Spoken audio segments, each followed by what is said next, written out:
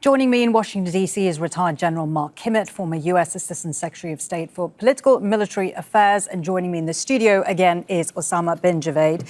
If I could start with you, General, why do you think America's decided to strike Iran for a second day without any military provocation, it seems, and suggests there could be even a third day of strikes? Is it a sign of desperation, as the Iranians have put it?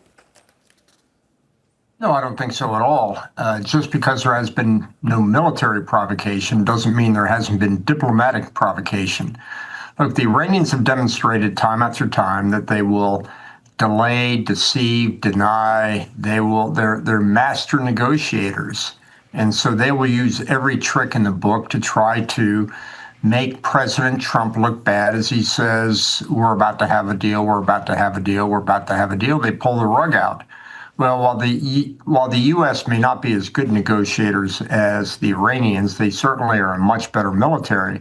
So they are flipping the script and say, if you don't want to negotiate over the table, then we'll negotiate through military action. Coercive diplomacy, as Secretary Hegseth used. Osama, if I could put it to you, that is exactly what we heard from Secretary Hegseth. He seems to believe that you can negotiate through strength, through military action. Do you think Iran views it this way? Well, we're stuck between two sides where there's diplomacy via bombs and there's deterrence via escalation. And that's where both sides stand. Not now, but where they've stood since February.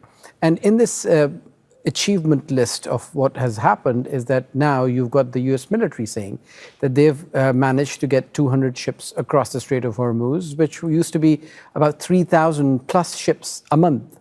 And the Iranians are saying that they still have deterrence capabilities because unwittingly, apparently, they shot down an Apache helicopter.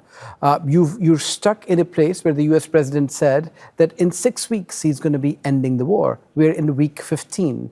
We're stuck in a place where in the last few weeks there's been ongoing Iranian insistence that they're somewhere close to telling the Americans where they stand and they're going to make them mend their way. So that is why the world and the Middle East is stuck between these two maximalist sides. And then again, you've got Israel on top.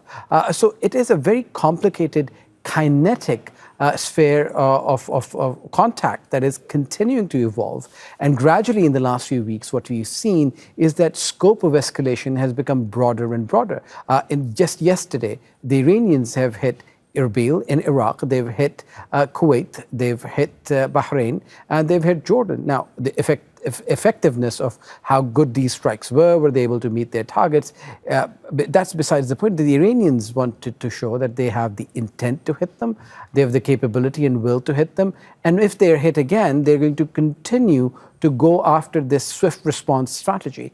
And this is why diplomacy, despite all of the claims that we've heard from the U.S. president, despite a Qatari delegation being in Tehran in less than 24 hours ago, despite in the last few weeks, various back-channel diplomacy where the Iranians were in Doha, the Pakistanis were in Tehran, has not worked. And for any side to think that they are going to push the other over the brink and get the desired results, well, so far it has not worked. If I could come back to you, General, there were some interesting comments that Secretary Hegseth made a little earlier when he was talking to the press. He said the United States is better prepared this time. He was referring to attacking Iran on the military side. What do you think he meant by that? Because does it suggest that Washington believes that attacking Iran will achieve a different outcome this time round than previous rounds have achieved? Well, again, I think we've got to understand what he was saying. It is certainly the case that militarily, which is his responsibility, the United States military is much better prepared. We've had weeks and weeks to develop the intelligence. The numerous sensors we have in the air, in the communication space, in cybersecurity and cyber domain has been able to demonstrate to the United States military where the targets are, where the threats are. So I think that was just a comment, meaning that we're much better prepared, knowing where the targets are, being able to hit the targets, and more importantly, having severely degraded the air defense capabilities of Iran, we don't necessarily have to go in a protected status to conduct those operations. So yeah, I believe militarily we are better prepared to conduct military operations. Osama, we've already started seeing a response by the Iranians today targeting U.S. military facilities within the Gulf. What does that tell us about what Iranian leaders are thinking in terms of the strategy now going forward? Well, I think if you look at the trajectory of how the war has played out in the last few months, is that the Iranians believe that they have the capability and the desire and the equipment to cause damage to U.S. facilities in the region. And we've seen the images that came out of various military installations from the U.S. What they've also done is they've alienated and destroyed the relationships that they had with the Gulf countries, where the Gulf sees this as a direct violation of their territorial integrity and sovereignty. And you're going to see those statements come out again from Bahrain, from Kuwait, as they have been targeted or are being targeted by various Iranian projectiles.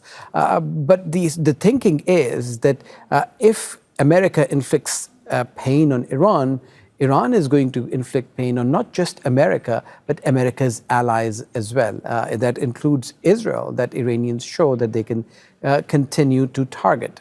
How successful they are is another question. But it appears that there's the strategy is that they're going to continue to push this militarily, despite being faced by a much bigger military than theirs, despite being faced by an alliance between US and Israel. This for them is an existential war. And once you've got that psyche working inside Iran, you're seeing that play out in the messaging to the Iranian public. You've had multiple Iranian experts come on air, describe to you that this, instead of fracturing Iran, has essentially rallied people behind the IRGC. If the result that the US administration was hoping to get out of this was a regime collapse, it has had the opposite impact. Okay, good to talk to you, Osama bin Javaid, and of course, General Mark Kimmitt there from Washington, D.C.